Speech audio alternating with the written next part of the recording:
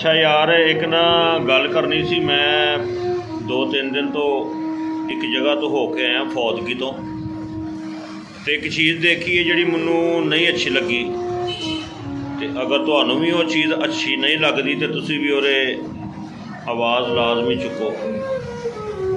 ਇੱਕ ਤਾਂ ਗਰੀਬ ਆਦਮੀ ਦੀ ਮਾਂ ਜਾਂ ਉਹਦਾ ਪਿਓ ਜਾਂ ਉਹਦੀ ਬੇਗਮ ਜਾਂ ਉਹਦੀ ਭੈਣ ਜਾਂ ਉਹਦਾ ਭਰਾ ਜਾਂ ਉਹਦਾ ਬੱਚਾ ਕੋਈ ਫੌਤ ਹੋ ਜਾਂਦਾ ਹੈ, ਉਹ ਵਿਚਾਰਾ ਅੱਗੇ ਹੀ ਮਾੜਾ ਹੁੰਦਾ ਏ। ਉਹ ਪੈਸੇ ਲਾ ਕੇ ਕਰਜ਼ਾ ਚੁੱਕ ਕੇ ਉਹਨੇ ਆਪਣੀ ਜਿਹੜੀ ਹੈ ਨਾ ਉਹ ਪੂਰੇ 'ਤੇ ਲਗਾਏ ਹੁੰਦੇ ਨੇ, ਬਿਮਾਰੀ 'ਤੇ ਜਾਂ ਕਿਸੇ ਵੀ ਤਰੀਕੇ ਦੇ ਨਾਲ।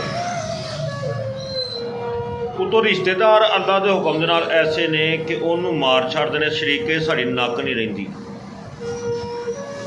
ਇੱਕ ਬੰਦੇ ਦਾ ਪਿਓ ਮਰ ਜਾਂਦਾ, ਉਤੋਂ ਬੰਦਾ ਆਪ ਮਰ ਜਾਂਦਾ ਕਿਸੇ ਕੋਲੋਂ ਕਰਜ਼ਾ ਚੁੱਕ ਕੇ ਰੋਟੀ ਪਕਾ ਕੇ।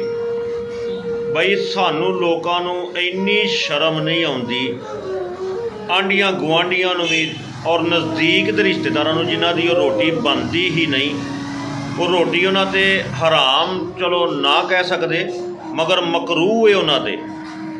ਜਿਹੜਾ ਬੰਦਾ ਅੱਧੇ ਪੌਣੇ ਘੰਟੇ ਦੇ ਵਿੱਚ ਆਪਣੇ ਘਰ ਵਾਪਸ ਤੁਰ ਜਾਂਦਾ, ਇਹ ਰੋਟੀ ਫੌਤਗੀ ਦੀ ਔਰ 'ਤੇ ਮਕਰੂਹ ਹੈ, ਉਹ ਨਹੀਂ ਖਾ ਸਕਦਾ। ਇਹ ਰੋਟੀ ਬਣਦੀ ਹੀ ਉਹਨਾਂ ਲੋਕਾਂ ਦੀ ਹੈ ਕਿ ਜਿਹੜੇ ਲੋਕ ਦੂਰੋਂ ਆਏ ਨੇ, 3-4 ਘੰਟੇ ਦਾ ਸਫ਼ਰ ਕਰਕੇ ਉਹ ਵਾਪਸ ਨਹੀਂ ਜਾ ਸਕਦੇ, ਅਚਾਨਕ ਆਏ ਨੇ, ਉਹਨਾਂ ਨਾਸ਼ਤਾ ਨਹੀਂ ਕੀਤਾ ਜਾਂ ਰੋਟੀ ਨਹੀਂ ਖਾਧੀ, ਪਰੇਸ਼ਾਨੀ ਦੇ ਵਿੱਚ ਆ ਗਏ ਨੇ, ਇਹ ਰੋਟੀ ਉਹਨਾਂ ਵਾਸਤੇ। ਮਗਰ ਸਾਡੇ 'ਚ ਕੀ ਹੈ ਕਿ ਅਸੀਂ ਲੋਕ ਨਾਲ ਦੇ ਆਂਢੀ ਗੁਆਂਢੀ ਸਭ ਤੋਂ ਪਹਿਲੋਂ ਬਹਿ ਕੇ ਠੂਸ ਕੇ ਰੋਟੀ ਖਾਂਦੇ ਹਾਂ ਕਿ ਰੱਜ ਕੇ ਰੋਟੀ ਤਾਂ ਖਾਓ, ਹਾਲਾਂਕਿ ਸਾਡੀ ਬਣਦੀ ਨਹੀਂ। ਆਂਢੀਆਂ ਗੁਆਂਢੀਆਂ ਦੀ, ਨਜ਼ਦੀਕ ਦੇ ਰਿਸ਼ਤੇਦਾਰਾਂ ਦੀ ਇਹ ਰੋਟੀ ਬਣਦੀ ਨਹੀਂ ਜਿਨ੍ਹਾਂ ਦਾ ਘਰ ਨਜ਼ਦੀਕ ਹੈ। ਅਤੇ ਇਹਦੇ ਬਾਰੇ ਅਗਰ ਤੁਹਾਨੂੰ ਕੋਈ ਇਲਮ ਹੈ ਜਾਂ ਮੈਂ ਗਲਤ ਹਾਂ ਤਾਂ ਮੈਨੂੰ ਦੱਸਿਆ ਜੇ, ਅਗਰ ਮੈਂ ਸਹੀ ਹਾਂ ਤਾਂ ਇਹ ਵੀ ਦੱਸਿਆ ਜੇ। ਮੇਰਾ ਇਹ ਨਜ਼ਰੀਆ ਕਿ ਜਿਹੜਾ ਨਾ ਨਹੀਂ ਖਾਣੀ ਚਾਹੀਦੀ ਇਹ ਰੋਟੀ, ਦੂਰ ਦੇ ਰਿਸ਼ਤੇਦਾਰਾਂ ਵਾਸਤੇ ਵੀ ਜਿਹੜੇ ਦੂਰੋਂ ਆਏ ਨੇ। ਅਤੇ ਸੋਚਿਆ ਜੇ ਇਹਦੇ ਬਾਰੇ, ਮਿਹਰਬਾਨੀ।